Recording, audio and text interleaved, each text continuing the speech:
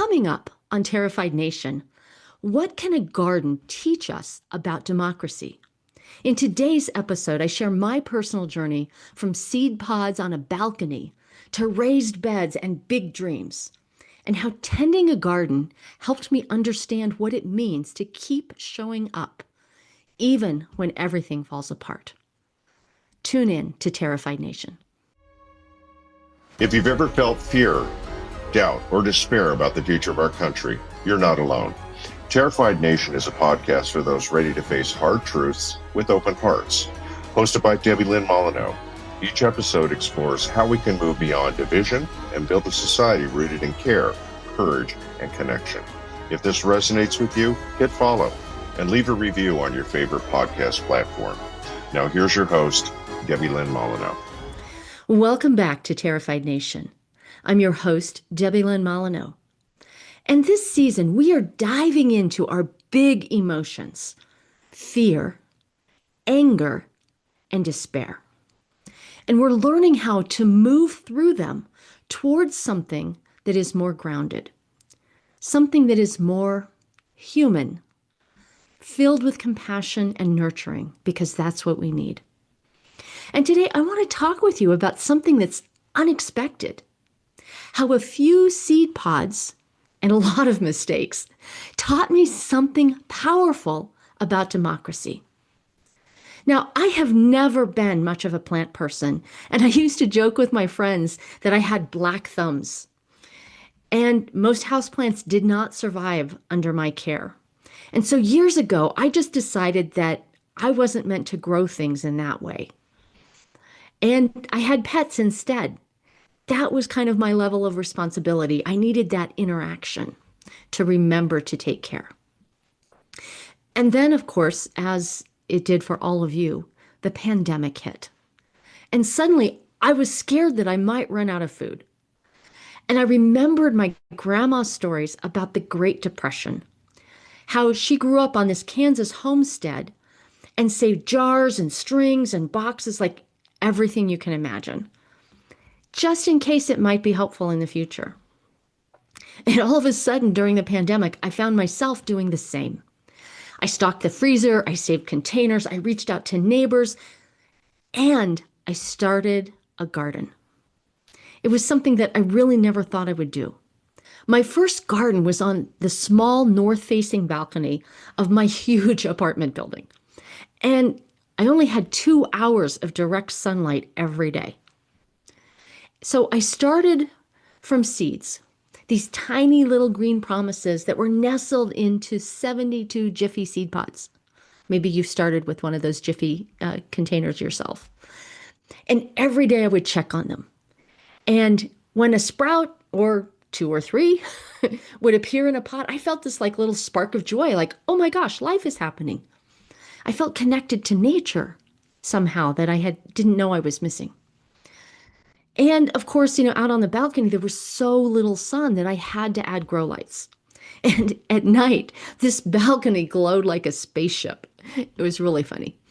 But as the plants grew and I moved them into pots that had, of course, been delivered by Amazon along with the soil, I was in quarantine, and I am forever grateful to the people who cared for others during the pandemic by delivering items to their door. Thank you. But as I moved from my Jiffy seed pods into the pots and out onto the balcony became like this jungle. And each morning I checked the garden. It was like the first thing I did when I woke up. And so I had this morning bug removal ritual because caterpillars, of course, found the bugs. And then I eventually, stored them in jars, and then I relocated them where they could not harm my tomatoes mostly. But the squash bugs, well, I let them have the squash because there was enough to share. I had a lot of produce from that balcony.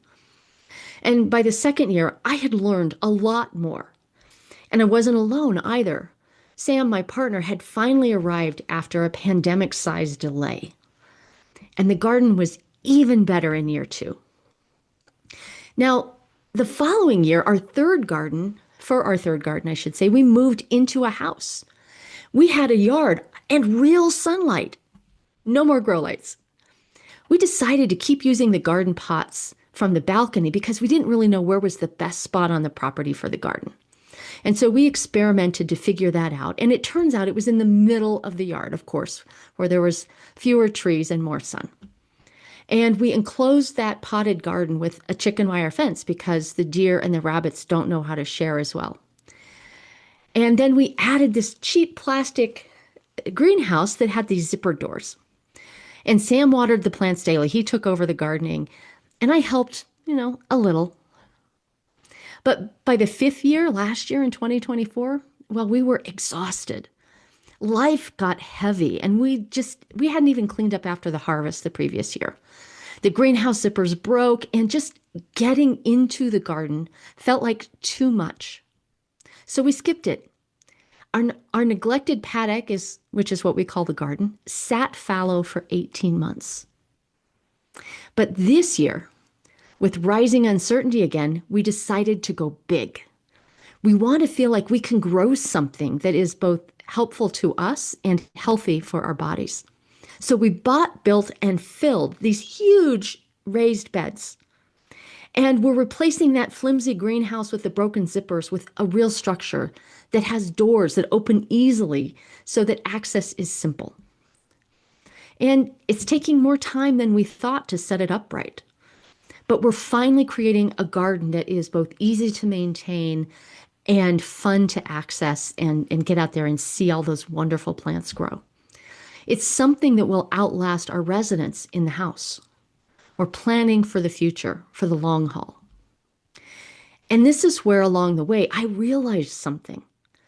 Gardening is a lot like democracy.